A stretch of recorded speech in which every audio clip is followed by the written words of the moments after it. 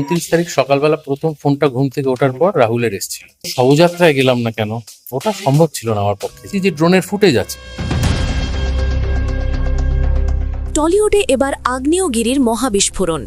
অভিনেতা রাহুলের রহস্যময় মৃত্যুর প্রতিবাদে খোদ ম্যাজিক মোমেন্টস বর্জনের ডাক দিলেন জনপ্রিয় অভিনেতা অম্বরীশ ভট্টাচার্য। কেন পর্দার বাবা হয়েও রাহুলের শেষকৃত্যে উপস্থিত হতে পারেননি তিনি? সুরক্ষা আর মানবিকতার প্রশ্নে কেন লাথি মারলেন মোটা টাকার চুক্তিতে? লীনা গঙ্গোপাধ্যায়ের সাম্রাজ্য ছেড়ে বেরিয়ে এসে অম্বরীশ যে সত্য উন্মোচন করলেন, তাতে কি তবে ধসে যাবে টলিপাড়ার অন্ধকার সিন্ডিকেট? আজ আমরা দেখাবো এক সহকর্মীর বিদায়ে এক অভিনেতার হাড় হিম করা লড়াই আর অমানবিকতার বিরুদ্ধে এক ঐতিহাসিক বিদ্রোহ। ভিডিওটি শেষ পর্যন্ত দেখুন, কারণ আজ অনেক মুখোশ চিরতরে খুলে যাবে। রাহুল বন্দ্যোপাধ্যায়ের শেষ বিদায়ের মিছিলে যখন টলিপাড়ার সবাই উপস্থিত, তখন পর্দার বাবা অম্বরীশ ভট্টাচার্যের অনুপস্থিতি নিয়ে উঠেছিল হাজারো প্রশ্ন। কেন তিনি এলেন না? আজ সেই রহস্যের জট খুললেন স্বয়ং অভিনেতা। গত 2 মাস একই মেকআপ রুমে রাহুলের সাথে কাটানো সেই নিবিড় মুহূর্তগুলো আজ তাকে তাড়া করে বেড়াচ্ছে।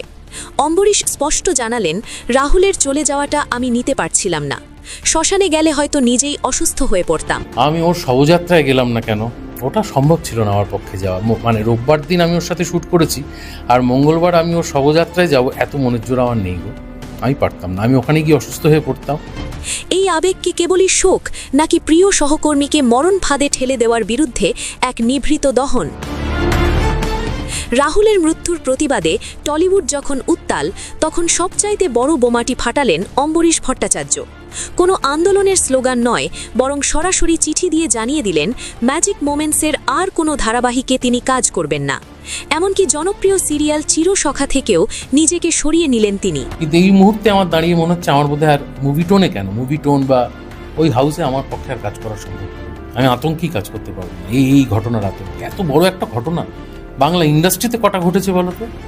সুরক্ষা ব্যবস্থা সুনির্দিষ্ট না হওয়া পর্যন্ত ক্যামেরার সামনে দাঁড়াতে অস্বীকার করে অম্বরীশ আজ প্রমাণ করে দিলেন যে শিল্পীর প্রাণের দাম কোনো মেগা সিরিয়ালের টিআরপির চেয়ে অনেক বেশি।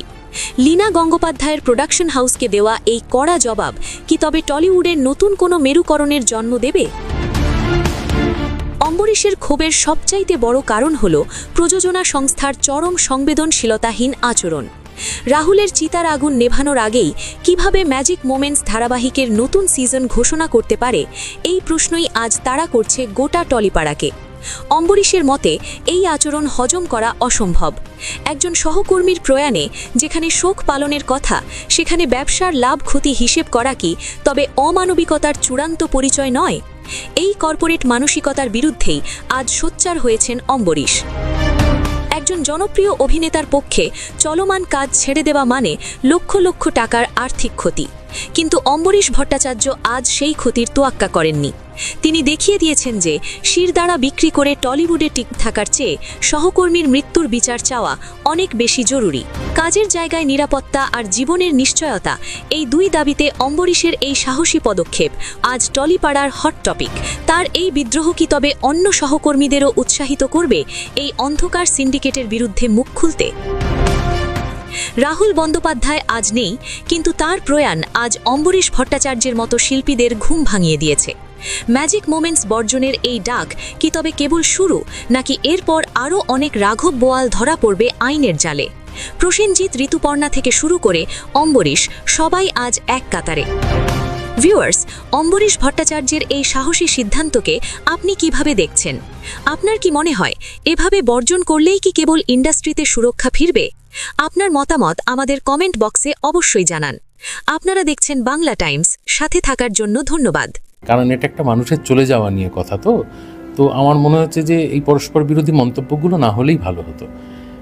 হাউসের তরফ থেকে যে মন্তব্যগুলো করা হয়েছে, যেই করে থাকুন না কেন, আরেকটু ভেবেচিন্তে, আরেকটু সহমর্মিতার সাথে। কিন্তু হাউসের পক্ষে তুমি যে বললে নানান রকম ন্যারেটিভ উঠে এসেছে বা বিভিন্ন লোক বিভিন্ন কথা বলেছে, সেগুলো সম্বন্ধে যখন বক্তব্যগুলো তারা রেখেছেন, তাদের একটু সচেতনভাবে রাখা উচিত ছিল বলে আমার মনে হয়। ওই বক্তব্যগুলোর মধ্যে সহমর্মিতার, সহানুভূতির একটু অভাব আছে বলে আমরা হয়তো কখনো কখনো কোনো রিস্ক শট দিয়ে ফেলি, কিন্তু টেকনিশিয়ানরা বাধ্য থাকেন এমন এমন জায়গায়, ক্যাটওয়াকে ধরো বা বিভিন্ন আলো নিয়ে ঘোরাফেরা, অত ভারী ভারী সব ইকুইপমেন্টস নিয়ে, তারা আরও বেশি রিস্কের মধ্যে থাকেন। তো যেহেতু এইটা ফোরাম ফেডারেশন সকলে মিলে, রাহুল সকলকে মিলিয়ে দিল তো একসাথে, আমরা তো দেখলাম কালকে সবাই একসাথে জোট বেঁধেছে। তো এই যে স্ট্রাইকটা ডাকা হয়েছে, এতে কিন্তু কেউ বিরক্ত নয়। দেখো, আর্টিস্টরা 2 মাস কাজ না করেও চালিয়ে দিতে পারবে, কিন্তু যে ছেলেটা চা দেয় আমায় ফ্লোরে, বা যে ছেলেটা ক্যাটওয়াকে কাজ করে, তারা দিন আনে দিন খায়, তারাও কিন্তু আপত্তি করছে না। তারাও চায় যে একটা নির্দিষ্ট এসওপি তৈরি হোক, প্রত্যেক পক্ষ সাইন করুক তাতে, এবং বুম্বাদার নেতৃত্বে যেটা শুরু হয়েছে সেটা হোক। আমি চাই এসওপিটা তৈরি হোক একদম নির্দিষ্টভাবে, কি কি নিয়মাবলী থাকা উচিত, কি কি সেফটি মেজার্স থাকা উচিত একটা শুটিংয়ে, সিনেমাতে কি, সিরিয়ালে কি, ওটিটিতে কি, নাকি সব জায়গায় এক, সেগুলো মাথাটা ঠিক করবেন। কিন্তু হয়ে একটা সই হোক, এই মৌটা, এই এসওপিটা সই হোক, এবং নির্দিষ্টভাবে এটা একটা আইন হিসেবে দেখা হোক। তার জন্যই এই স্ট্রাইকটা আমরা সকলে সমর্থন করছি। আমরা কেউই চাই না দীর্ঘদিন স্ট্রাইক হোক, কিন্তু এসওপিটা তাড়াতাড়ি হয়ে যাক এবং আমাদের নিরাপত্তা নিয়ে সত্যি একটা নির্দিষ্ট কিছু সিদ্ধান্ত হোক। এই যে সকলের নিরাপত্তার যে বিষয় উঠে আসছে, সেটা আজ রাহুল হয়তো চলে গিয়ে প্রমাণ করে দিয়েছে এই বিষয়টা। দীর্ঘদিন ইন্ডাস্ট্রিতে কাজ করছো, এই প্রশ্নটা তো আরো অনেক আগেই ওঠার কথা ছিল, যে কি কি সম্মুখীন হয়েছে, কখনো কি কোনো বিপদের সম্মুখীন হয়েছো? না, ছোট ছোট জিনিস ধরো, একদম ছোট জায়গা থেকে দেখছি কোনো টেকনিশিয়ানের হাত কেটে গেলে ওডিকোলন দেওয়া হতো।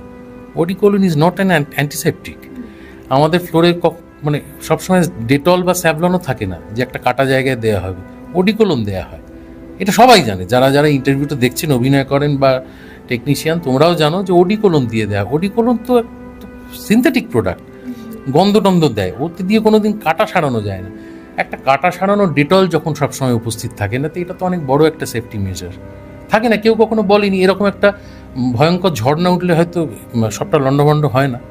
আমরা সকলেই মেনে নিয়েছিলাম এই বিষয়টা, যেমন হচ্ছে তেমন হচ্ছে, চলছে। আমার তো কিছু হচ্ছে না, আমি তো সুস্থ আছি, আমার তো কোনো অ্যাক্সিডেন্ট হচ্ছে না। কিন্তু তারপর এই ঘটনাটা অবশ্যই একটা মার্ক তৈরি করলো। হোক, এই মানে দেখো, সব খারাপ জিনিসেরই তো একটা ভালো থাকে। রাহুল এত পজিটিভ একটা মানুষ ছিল যে ও চলে যাওয়াটার মধ্যে দিয়ে হাজার নেগেটিভিটি তো আমাদের মধ্যে রয়েছে, সারা জীবন থাকবে, কিন্তু ও চলে যাওয়ার মধ্যে দিয়ে একটা পজিটিভ কাজ করে দিয়ে যাচ্ছে, যেটা আমি কালকে দেখছিলাম। আমি তো যেতে পারিনি ওখানে, আমি দেখছিলাম যে ফেডারেশন, ফোরাম, প্রডিউসার্স গিল্ড সবাই একজোট হয়ে দাঁড়িয়ে আছে টেকনিশিয়ানে, বুম্বাদাকে সামনে রেখে। এটা বহু বছর হয়নি, জানো তো, এটা রাহুল করে দিয়ে গেল।